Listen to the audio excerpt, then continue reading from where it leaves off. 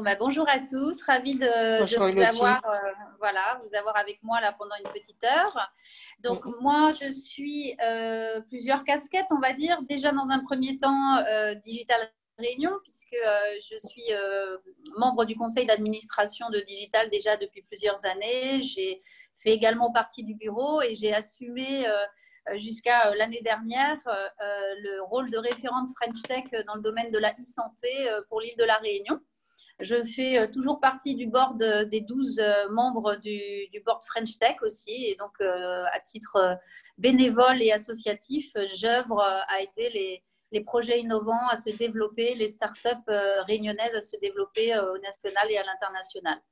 Donc ça, c'est mon engagement personnel et associatif. Et puis donc à côté, professionnellement, je suis directrice du développement de la société My Data Solutions.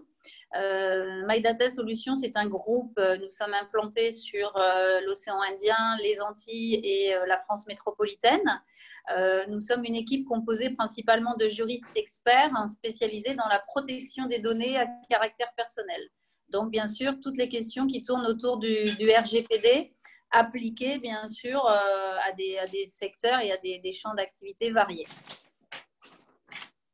Alors, aujourd'hui, je vais aborder avec vous un thème que j'ai proposé à Digital, qui est comment sécuriser juridiquement les relations clients, collaborateurs, et ça dans une perspective de reprise, parce que je vis tous comme vous le confinement. On a tous mis en place ou remis en place une organisation, ou en tout cas déployé une organisation à distance, en essayant de maintenir des relations avec nos clients et nos collaborateurs. Mais bien sûr, tout ça a fait évoluer les pratiques, et cette situation qui dure et qui risque de durer un peu entraîne à la fois des conséquences juridiques actuelles, mais l'objectif, c'est aussi, dans un objectif, une perspective de reprise, d'être prêt finalement à reprendre des relations, on va dire, plus habituelles et plus normales avec ses clients ou ses futurs clients et les collaborateurs,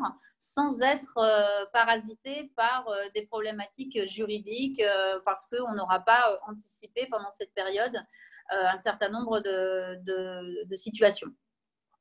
Voilà, donc je pense que donc, Aurore, tu me dis si je me trompe, on va déployer les thèmes et puis après, on aura un temps questions-réponses. Oui, c'est ça.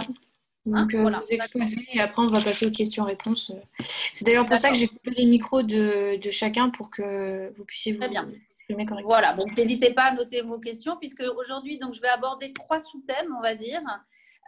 Comment donc se mettre préparer en fait la reprise et faire en sorte que la visibilité qu'on a sur le net, notamment via son site internet, se fasse de façon la plus optimale et surtout en toute légalité.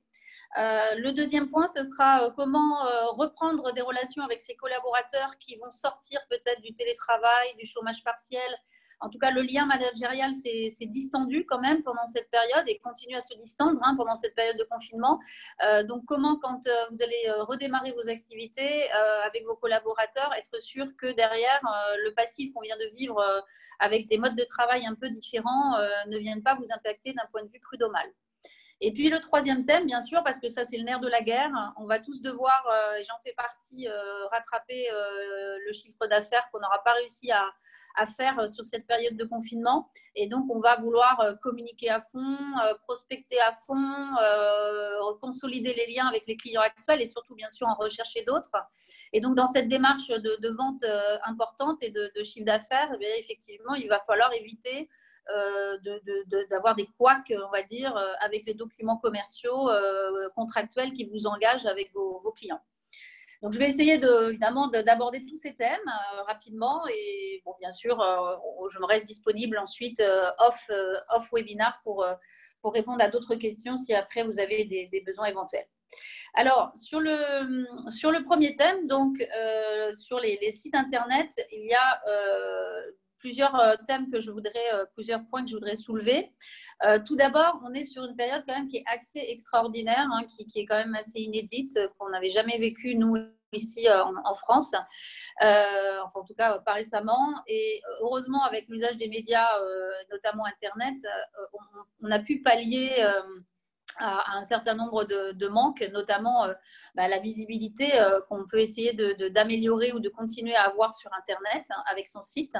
Malheureusement, sur cette période, beaucoup en profitent pour lancer des offres, lancer des sites Internet qui peuvent porter à confusion parce que ça peut être des arnaques, ça peut être aussi des sites que nous, on appelle frauduleux, qui vont proposer des produits et services. Alors, il y a deux types de fraude. Il y a vraiment les produits et services qui ont surfé sur malheureusement le coronavirus, le Covid-19, avec des sites de fausses attestations, de faux médicaments, des sites Internet qui proposent aussi de l'information, mais qui n'est pas de l'information officielle.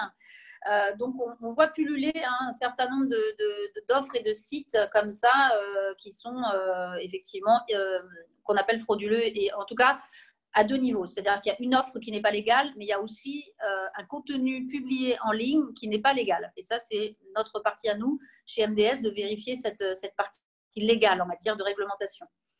Alors, quand vous êtes face à un site Internet et vous vous posez la question de savoir est-ce que ce site offre ce que offre cette entreprise, est-ce que c'est réel, est-ce que c'est pas douteux, frauduleux, je vous invite à vérifier plusieurs points. Alors, tout d'abord, des points qui sont plutôt des points liés à l'offre en elle-même, qui peuvent paraître justement un peu douteux. Dans un premier temps, vérifier si, normalement, il y a un logo, il y a une identité de l'entreprise, il y a peut-être des références de la structure juridique, des informations sur la société. Vérifier si cette société est toujours en cours d'activité, si elle existe toujours, en allant vérifier ça sur les infogreffes et autres. Vérifier que l'entreprise, on n'est pas en fait sur un vol d'image et un vol de personnalité morale. Que quelqu'un ne s'est pas approprié l'image et le nom d'une société qui n'existe plus. Parce que là, le risque, c'est derrière, surtout si c'est un site marchand, qu'on fasse une dépense et que derrière, on ne reçoive jamais le produit, bien sûr, et qu'on ne revoie jamais notre argent. Alors, première chose à regarder, voilà, trouver des informations légales sur la société qui propose l'offre, vérifier si elle existe toujours. Vérifiez également, puisque si vous naviguez sur le site, il doit y avoir des liens internes et externes. Vérifiez que ces liens fonctionnent. S'ils ne fonctionnent plus, s'ils sont rompus, si ça renvoie sur des pages qui ne sont plus d'actualité, là aussi, ça peut être douteux. Ça peut être frauduleux. Ça peut être un indice que cette offre n'est pas légale. Méfiez-vous également des offres trop attractives, des prix très bas, des offres exceptionnelles par rapport à la concurrence. Voilà, ça peut être aussi un signe.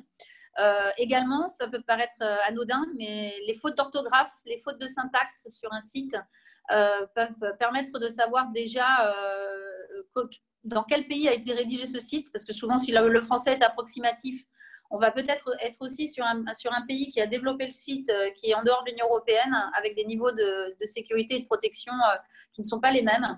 Donc attention. Et puis bien sûr, dernier point, les pages de paiement qui éventuellement ne sont pas sécurisées. Donc vérifier les certificats de paiement. Est-ce que le site propose un système de paiement en ligne qui est reconnu, qui est légal et qui a fait ses preuves, Alors là, c'est déjà une première navigation qui vous permet d'avoir des premiers indices, de se dire est-ce qu'on n'est pas sur une offre trop belle pour être vraie? Est-ce que cette offre existe vraiment? Alors, deuxième axe maintenant de contrôle pour vérifier qu'un site n'est pas frauduleux, là, on bascule sur le côté un petit peu plus légal, qui est la partie de MDS. Il faut vérifier qu'il y a sur le site un certain nombre de mentions. Et ces mêmes mentions, justement, on doit les trouver sur vos sites Internet. Donc, c'est pour ça que, justement, je fais le lien avec la reprise de vos activités. Ça peut être l'occasion, là, sur une période, alors, un petit peu plus calme, ça dépend pour qui, mais bon, on a quand même normalement un peu un ralentissement d'activité. Donc, ça peut être l'occasion de profiter de ce moment pour se dire, tiens, je fais le point, je check mon site Internet avec les points que je vais citer pour vérifier si mon site déjà d'entreprise, qui est soit un site, on va dire, institutionnel, qui apporte de la visibilité, ou alors un site marchand, si vous vendez en ligne, eh bien, vérifier que mon site soit accessible à tous avec les bonnes mentions légales d'information, les bonnes, d'un point de vue réglementation. Alors, les éléments que nous, on regarde pour vérifier si un site, justement, a été développé d'un point de vue légal conforme à la réglementation en vigueur, c'est déjà de regarder, alors vous naviguez, vous regardez souvent en bas de page, est-ce qu'il existe en bas de page des liens qui permettent d'ouvrir des pages qui renvoient tout d'abord à une mention légale. Donc, en vertu de la loi sur la confiance sur l'économie numérique, la LCEN, un site internet français, pour être en ligne légalement, doit avoir une page qui précise un certain nombre d'informations qui permettent d'identifier notamment le directeur de publication, l'entreprise qui a développé le site. Ce sont un ensemble d'informations légales qui, justement, permettent d'identifier la web agency éventuellement qui a développé le site, l'hébergeur et l'entreprise qui propose les produits et services ou qui apporte de l'information. Donc, il faut obligatoirement avoir une mention légale, sinon votre site n'est pas réglementairement conforme. Deuxième élément de droit qu'on doit trouver visuellement sur votre site internet, c'est un lien ou une page qui va donner des informations sur la confidentialité des données que vous collectez sur votre site internet, notamment via un formulaire de contact si vous avez juste un site institutionnel, ou alors via la page de connexion à un compte si vous êtes sur un site marchand avec un panier, etc. Vous avez créé un identifiant, un mot de passe pour vous connecter et acheter en ligne. Et bien donc du coup, l'internaute qui a procédé de cette sorte pour vos sociétés doit avoir la garantie derrière que les informations qu'il vous met à disposition sont utilisées dans un objectif précis, celui de vous apporter des produits et services qu'il souhaite ou de l'information qu'il a demandée. Également, si ces informations qu'il vous a remis, donc souvent nom, prénom, mail, numéro de téléphone, etc., vous allez les échanger avec des partenaires, l'internaute doit être informé de cet échange de données et il doit notifier son consentement. Il doit donner son accord préalable. Alors, toutes ces informations-là, je fais court, bien sûr, on doit en trouver beaucoup plus dans la politique de confidentialité, combien de temps vous gardez les données, comment vous les archivez, comment vous pouvez organiser leur restitution si la personne, par exemple, ne veut plus être client, par exemple, pour un site marchand, etc. Toutes ces informations-là sont les informations obligatoires dans le cadre du RGPD, donc le Règlement général sur la protection des données. Je pense que vous en avez entendu parler, ce règlement qui a été d'application en mai 2018. Depuis 2 ans. Et nous, on œuvre, c'est notre cœur de métier chez MDS, on œuvre pour que les sociétés réunionnaises se mettent en conformité déjà sur la partie site internet. Donc, une politique de confidentialité très détaillée et également une politique de cookies. Si vous utilisez donc des cookies sur votre site internet, de navigation, d'audience, de tracking, ce n'est pas interdit, bien sûr, mais il faut que ça soit visible pour l'internaute. Et maintenant, on ne peut plus faire que le bandeau qui apparaît sur vos sites. Avant, on mettait vous êtes informé que nous utilisons des cookies. En continuant la navigation, vous acceptez les cookies. Et ça, c'est illégal depuis 1 an. Enfin, bientôt 1 an, parce que c'était juillet 2019 que la CNIL a pris position sur les nouvelles modalités de mise en place des cookies et des mentions d'information. Maintenant, vous avez dû le voir, on ouvre une page d'information qui nous permet de sélectionner des préférences par type de cookie, de tout accepter, tout refuser ou de mettre des préférences. Alors, c'est un peu contraignant à la navigation, mais c'est obligatoire. Si vous n'avez pas ça sur votre site, déjà, c'est une suspicion que vous n'êtes pas respectueux de la législation et de la réglementation liée au numérique. Donc, c'est au-delà de, je dirais, d'un contentieux, sans aller jusque-là, c'est déjà peut-être donner une mauvaise image, un manque de confiance qui peut être généré auprès de l'internaute qui est un petit peu averti et qui ne va pas trouver justement ces informations en conformité. Et puis donc, le troisième point qu'il faut absolument que vous mettiez en conformité sur vos sites internet, c'est les mentions d'informations RGPD qu'on doit trouver sur la page contact à minima, si vous êtes en site institutionnel, ou bien sûr sur la page de connexion si vous avez un site de vente en ligne. Et bien sûr, il y aura une petite case à cocher qui ne doit pas être précochée et qui fait que vous allez recueillir le consentement de vos internautes ou futurs clients et acheteurs consentement pour utiliser leurs données, pour donner suite à leur demande, et éventuellement double consentement si jamais vous allez partager les informations qu'ils vous donnent, comme je vous l'ai dit tout à l'heure, à des partenaires commerciaux ou autres. Donc, il y a un double recueil de consentement à mettre en place. Donc, ça, c'est les sites Internet. Donc, profitez de la période actuelle où il y a peut-être un ralentissement d'activité, où votre site n'est pas en conformité sur les points que je viens de citer, pour y travailler, pour mettre à jour votre site, et apposer toutes les mentions dont je viens de vous parler. Ça va augmenter quand vous allez devoir, je dirais peut-être communiquer davantage, envoyer des newsletters qui vont renvoyer à votre site. Vous allez vouloir gagner en visibilité avec la reprise, ça va être très important. Eh bien, quand vous allez être dans cette étape de reprise, vous aurez un site qui sera conforme légalement à la législation et qui va donc rassurer l'internaute, des internautes qui sont de plus en plus avertis là-dessus, qui recherchent pour beaucoup maintenant les garanties que leur vie privée soit protégée, que leurs données ne soient pas diffusées et divulguées n'importe comment. Donc, c'est gage de confiance, gage d'amélioration et d'optimisation de visibilité. Donc ça, c'était le premier point, c'est travailler à votre image sur Internet, sur votre site Internet, et mettez-le en légalité, en conformité par rapport à la LCEN, par rapport au RGPD. Alors, deuxième point qu'on va aborder sur ce webinaire également, c'est la notion donc de sécurité juridique dans la relation avec vos collaborateurs. Alors, évidemment, on est tous à l'heure actuelle en confinement.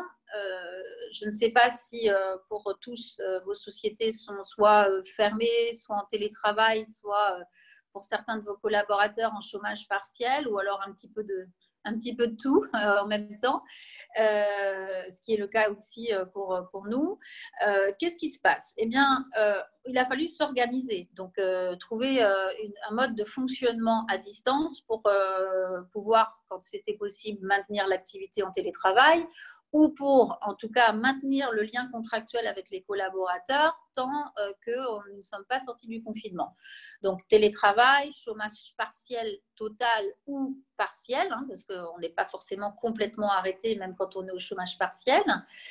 Eh bien, qu'est-ce qui se passe? On va travailler de chez soi. Donc, évidemment, et donc, soit en télétravail, éventuellement utiliser le système d'information, avoir accès à distance en mode protégé si possible à l'environnement de travail de l'entreprise. Donc là, quelque part, on prolonge l'environnement professionnel au sein de son environnement personnel, mais on utilise les mêmes outils et mail, boîte mail professionnelle, téléphone professionnel, système d'information, accès à distance sécurisé de l'environnement professionnel. Là, du coup, on n'a pas trop de risques, on va dire, si ce n'est des risques liés à la sécurité, liés à la connexion, qui est une connexion qui est faite à la maison, dans un environnement qui est peut-être pas tout à fait aussi sécurisé que dans l'environnement professionnel.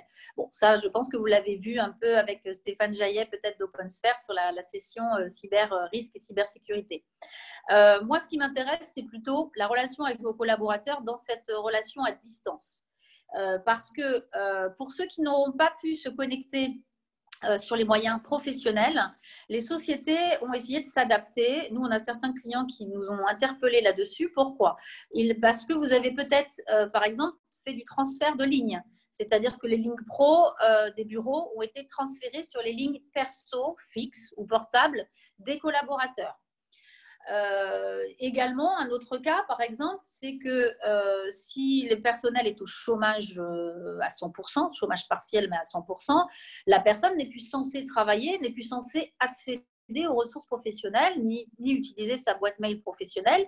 Il y a peut-être un message d'absence qui a été mis. Du coup, vous avez quand même peut-être besoin de communiquer avec vos collaborateurs, peut-être par exemple pour leur envoyer leur bulletin de paye, parce que malgré tout, on continue quand même, le contrat n'est pas rompu, hein, on continue à avoir une relation contractuelle RH. Donc, à minima, vous allez leur envoyer leur bulletin de salaire, peut-être des informations sur l'actualité, votre actualité d'entreprise, les perspectives de reprise ou pas, etc. Donc, vous allez peut-être vouloir garder le lien à distance en communiquant avec vos collaborateurs, mais là, du coup, sur des messageries personnelles, sur leur boîte mail personnel.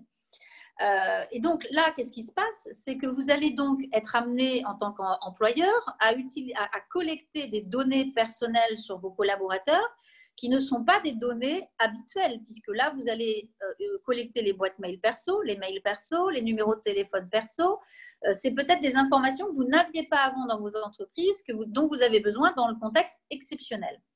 Eh bien là, déjà, nous vous faisons, nous MDS, une première recommandation, c'est de sécuriser cette pratique.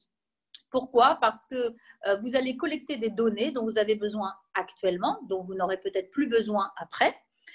Donc déjà, il va falloir informer, si vous êtes sur ces démarches-là, d'utiliser les boîtes mail perso et les téléphones perso pour garder le lien avec vos collaborateurs. Préparez une note d'information à destination de vos collaborateurs qui va les informer justement du pourquoi vous collectez leurs mails perso et leurs téléphones perso. Bien sûr, pour maintenir l'activité, leur envoyer de l'information, leur bulletin de paye éventuel.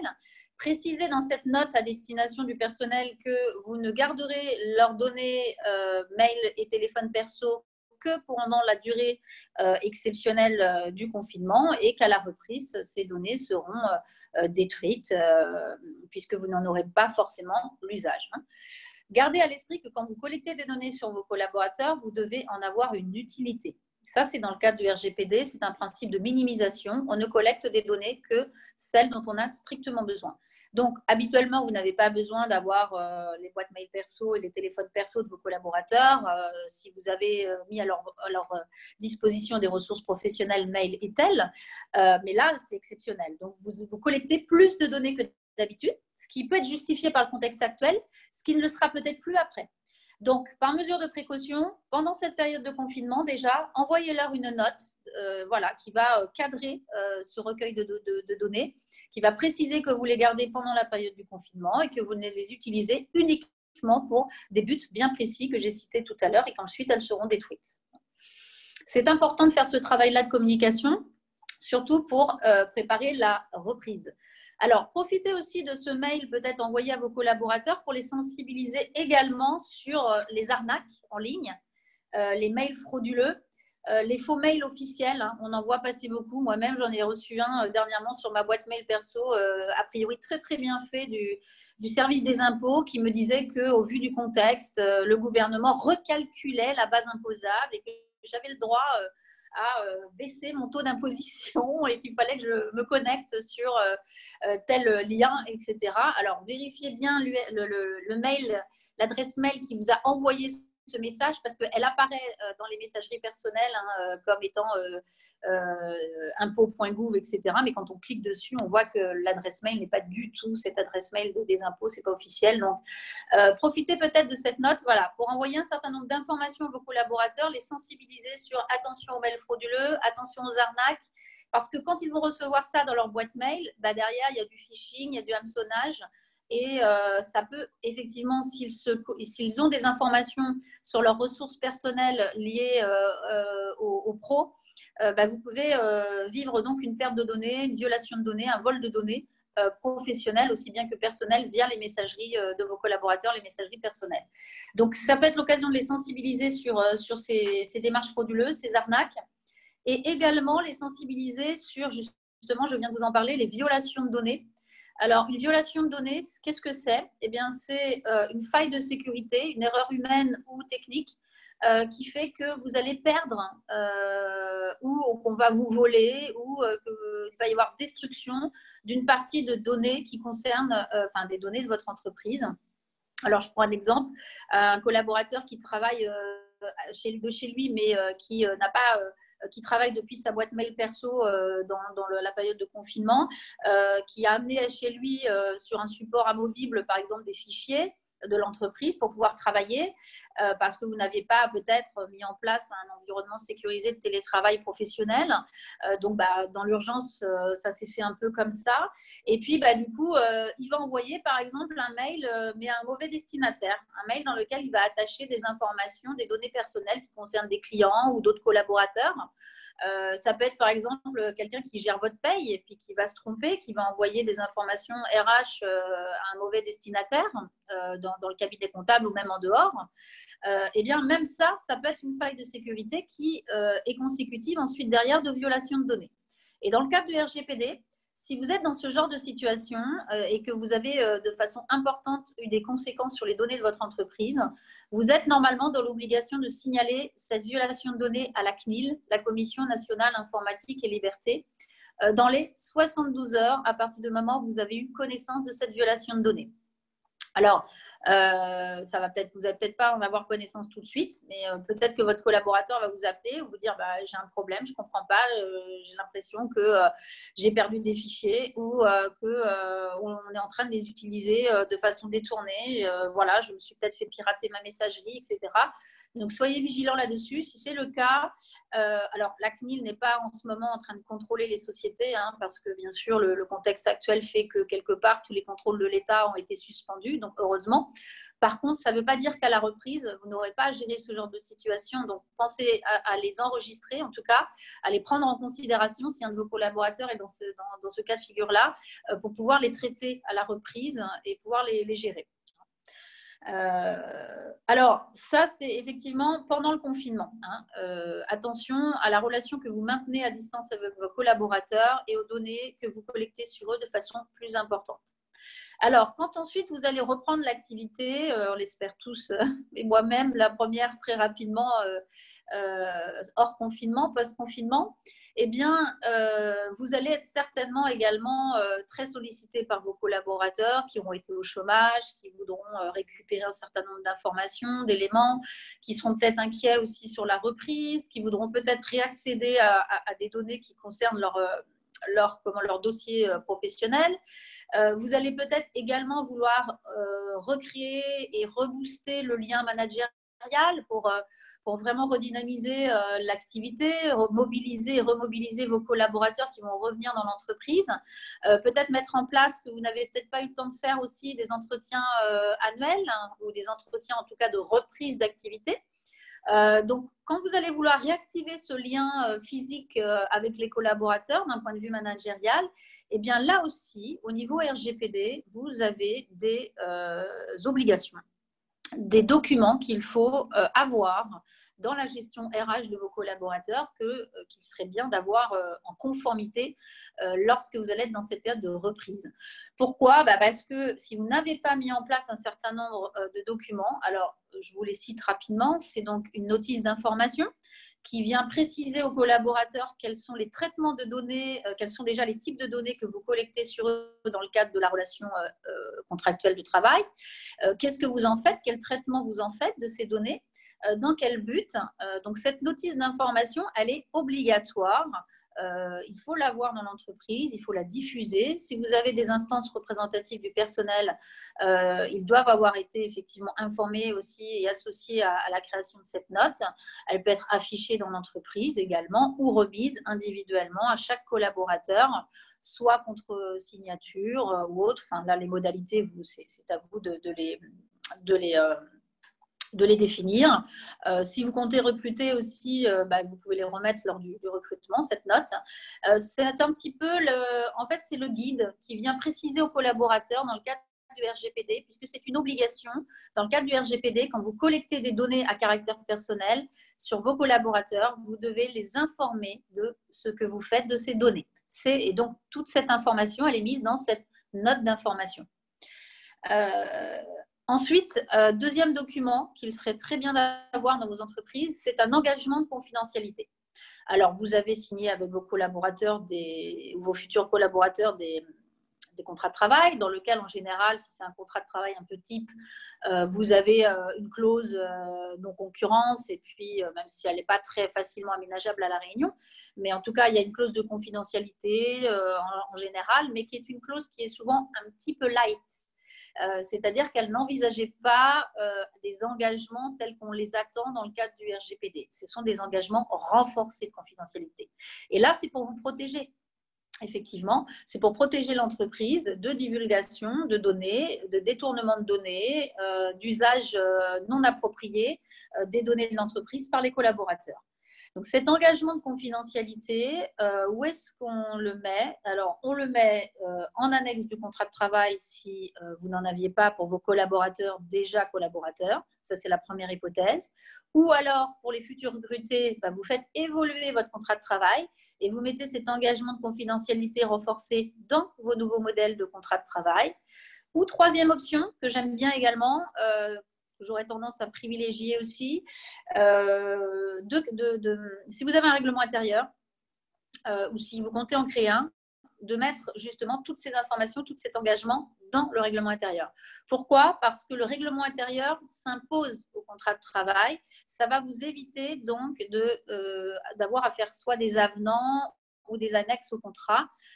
Alors, je vous recommande peut-être d'éviter les avenants au contrat de travail, puisque en droit du travail, un avenant peut toujours être refusé et là, vous rentrez dans une situation un peu délicate. Donc, il faudrait éviter d'être dans cette situation-là à la reprise. Vous n'aurez pas le temps de vous mettre dans des situations un peu comme ça, délicates, alors que vous aurez besoin de vous concentrer sur la reprise d'activité au maximum.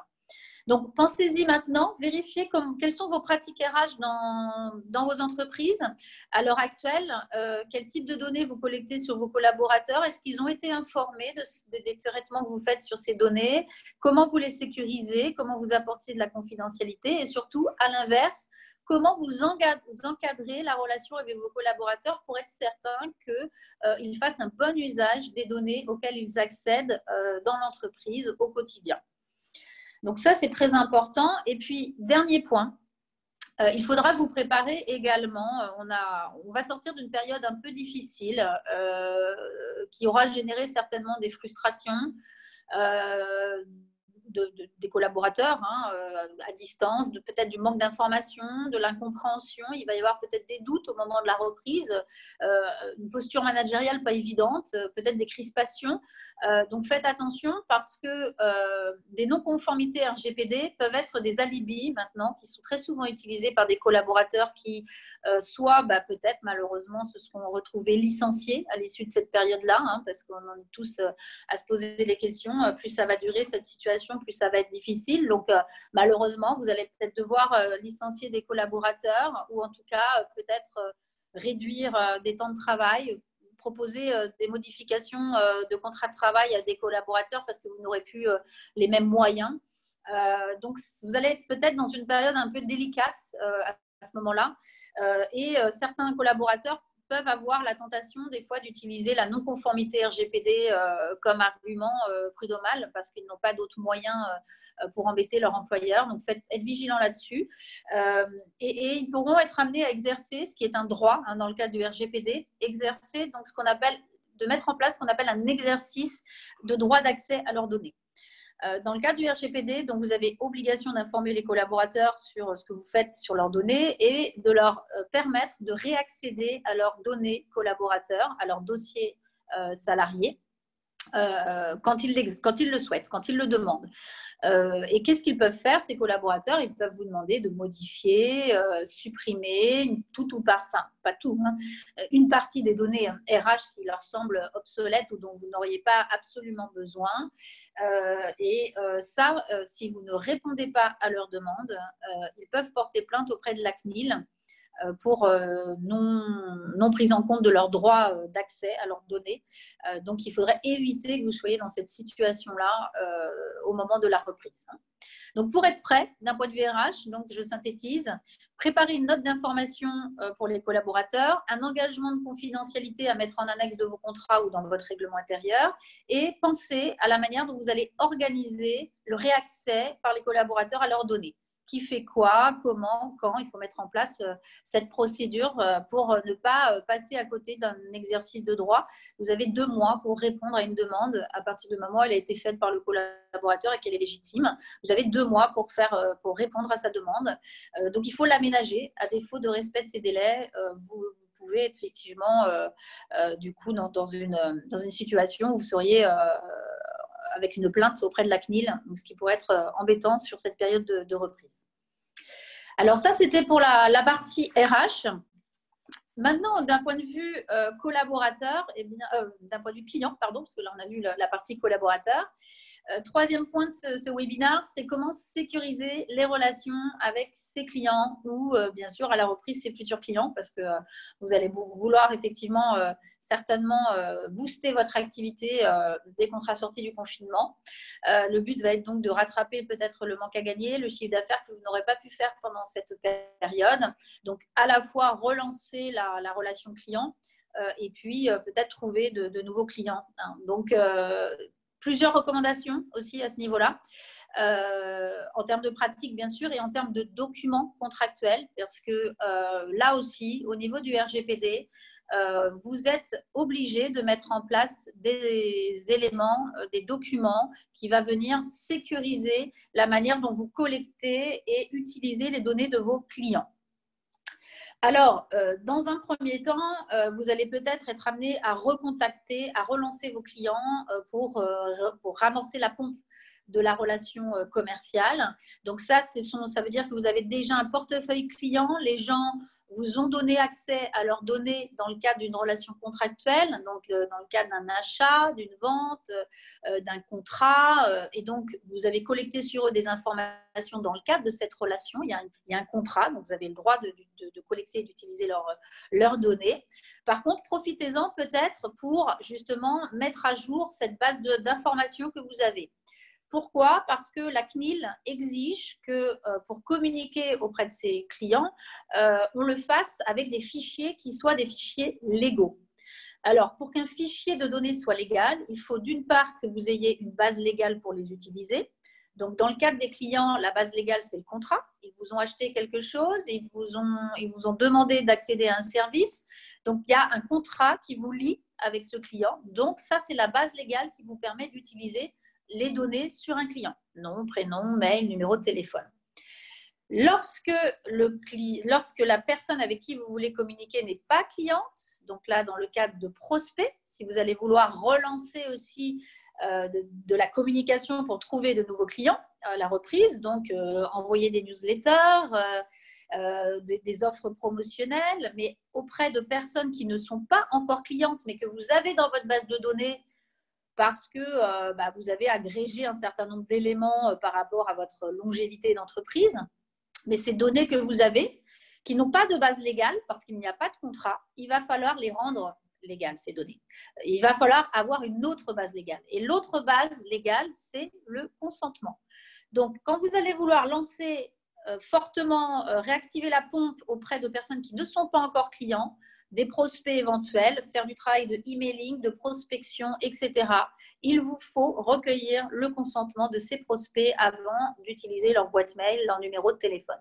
Alors, si vous ne l'avez pas fait en amont, faites-le au moment où vous allez communiquer, faites-le intelligemment lors de lancement d'une information, d'une news, pour, par exemple, vous informer les prospects en même temps que vos clients que vous réouvrez votre société, vous revenez à la normale sur post-confinement, un rythme et un niveau de service adéquat, normal, voire supérieur pour compenser.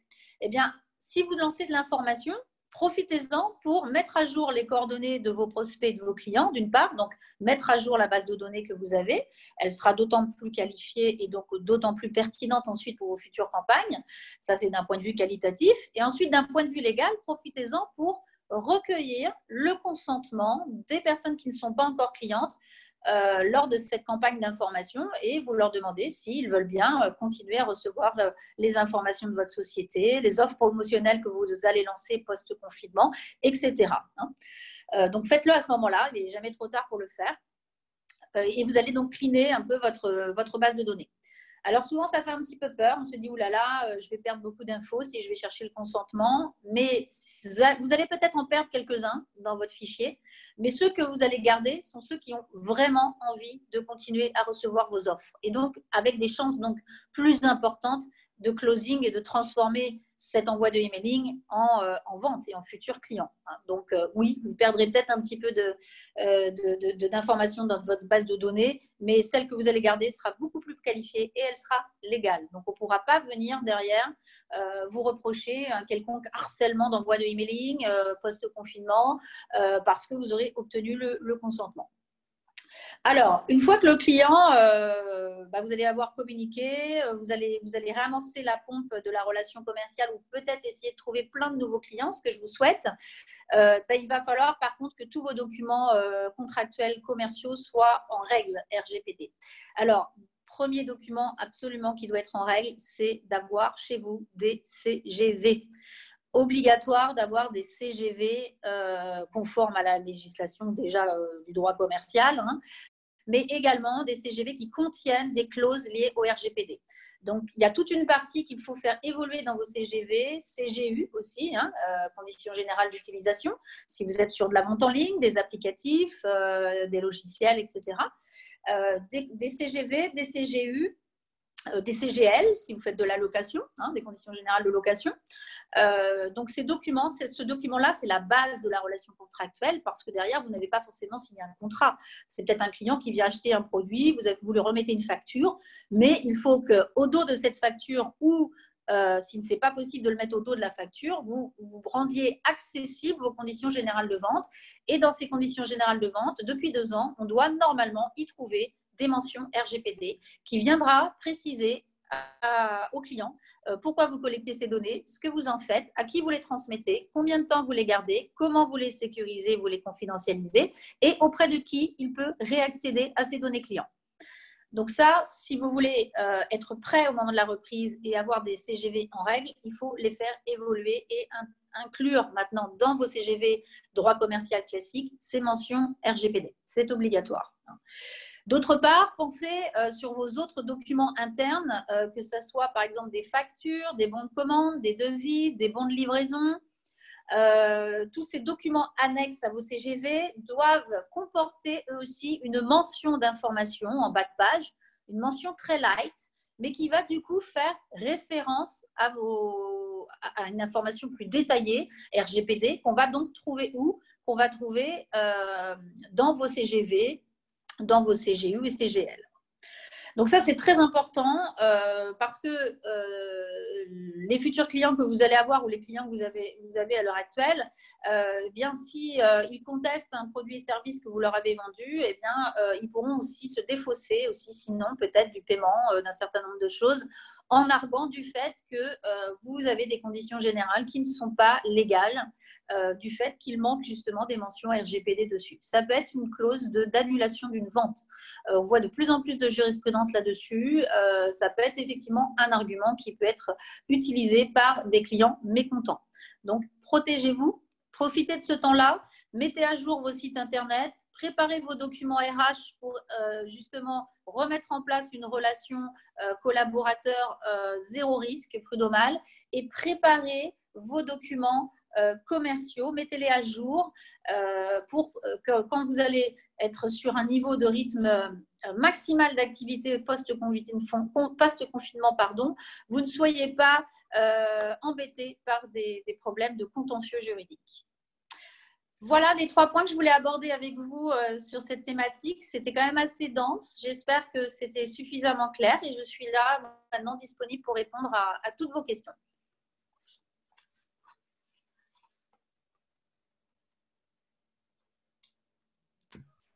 Du coup, si vous voulez, vous pouvez rallumer vos micros pour pouvoir communiquer avec Élodie.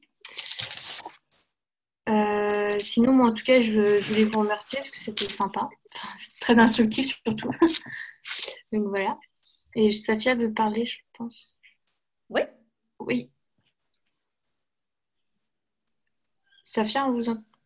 Merci Pascal du commentaire, oui. C'était très clair. Merci. Oui, c'est bien de connaître toutes ces informations-là pour protéger l'entreprise. Je remercie Élodie pour son intervention parce que c'est vrai qu'on n'a pas forcément ces informations-là renseignées au sein de notre entreprise quand on se lance, surtout quand on est début. On a fait la formation e-commerce, mais c'est vrai que là, c'est explicite et clair et oui, on fera ce travail-là pour protéger notre identité. Voilà, qu'il n'y ait pas de soucis. Et en tout cas, je remercie Élodie et puis Oran parce que franchement, c'est vraiment intéressant, tout ce webinaire qui permet la connaissance plus approfondie durant ce confinement. Et merci à vous. Bon, de rien, Safia, merci. Je vous en prie. Merci Fabrice qui nous dit aussi très clair, merci beaucoup. N'hésitez pas, après, je verrai en fonction des besoins chez Digital, peut-être à animer d'autres webinaires s'il y a des besoins qui se faisaient sentir, en approfondissant peut-être certains thèmes là qu'on a survolés, parce que là j'ai vu trois éléments, on va dire, trois points, trois axes. Peut-être qu'on pourra approfondir certains axes à la demande si certains le souhaitent. Si je peux me permettre, j'ai 3 petites questions. Oui. Donc, merci beaucoup, Madame Royer. C'était effectivement très intéressant. Alors, si vous pouviez juste nous rappeler ce que c'est la LCEN, c'est la lettre de conformité? Non, c'est la loi. Voilà. Alors, la loi, on la confiance en l'économie numérique. D'accord. Donc, c'est la législation qui encadre globalement, on va dire, un peu la dernière législation 2011, je crois, de mémoire, qui encadre tout le trafic numérique et notamment le e-marketing et le e-commerce. D'accord. Alors, je pose cette question-là parce que nous, on va profiter de l'occasion pour mettre en place un site Internet qui n'existait pas aujourd'hui pour notre activité et qui sera un site vitrine, mais sur lequel on veut à la fois toucher des clients potentiels, leur présenter nos activités, donc aussi bien localement qu'à l'international, parce qu'on a des clients en Europe. Et on voudrait aussi profiter de l'occasion pour laisser de l'opportunité aux candidats qui souhaiteraient postuler chez nous de pouvoir le faire en ligne. Et est-ce qu'on a justement un aspect un peu particulier à prévoir en termes de RGPD pour cet aspect? Oui, tout à fait. Alors ça, c'est vrai que je n'ai pas eu le temps de l'aborder parce que bon, j'avais orienté mon angle d'approche sur la reprise. Mais par contre, effectivement, en termes de candidature, donc là, on bascule aussi sur la partie RH, ça peut être de la candidature en ligne, donc comme vous allez sans doute le faire. Et là, pareil, votre site Internet, il y aura peut-être donc une partie de recrutement, qu'on pourra peut-être déposer des CV ou candidater ou répondre à une offre en ligne.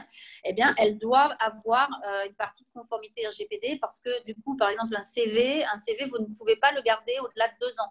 C'est la durée maximale de conservation d'un CV. Donc, il va falloir aussi aménager un niveau d'information auprès du candidat. Quand le candidat va vouloir candidater à une offre, il va falloir lui apporter sur votre page de candidature toutes les informations légales RGPD qui va venir lui dire voilà, pourquoi les données sont nécessaires, qu'est-ce que vous en faites, combien de temps vous les gardez et auprès de qui. Le candidat qui ne sera pas retenu, par exemple, peut demander une restitution, une récupération de ces données. Et donc, il faudra mettre en place, ce que je disais tout à l'heure, une procédure qui va permettre de gérer justement cette collecte de données à distance, comment vous allez archiver les CV, comment vous allez pouvoir dater ces CV pour que cette CV Tech soit purgée au fur et à mesure, ou comment, si un candidat qui n'est pas retenu veut récupérer tous ces éléments, comment vous allez aménager cette restitution.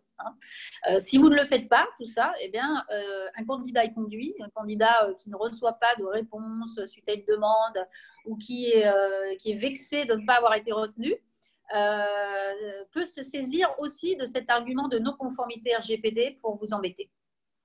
Et si la candidature se fait par un autre biais que le site Internet sur lequel, du coup, on prévoirait, nous, ces aspects RGPD, par exemple, un site d'annonce en ligne, d'annonce d'emploi en ligne, est-ce que dans le corps de notre annonce, on doit prévoir un paragraphe spécifique à la RGPD? Alors, dans le corps de votre annonce, parce que vous la metteriez en ligne sur votre site, quand même, l'annonce, et ça renvoie vers un lien d'un site d'emploi, voilà. Non, voilà. Oui, exactement, ce serait ça. Ouais.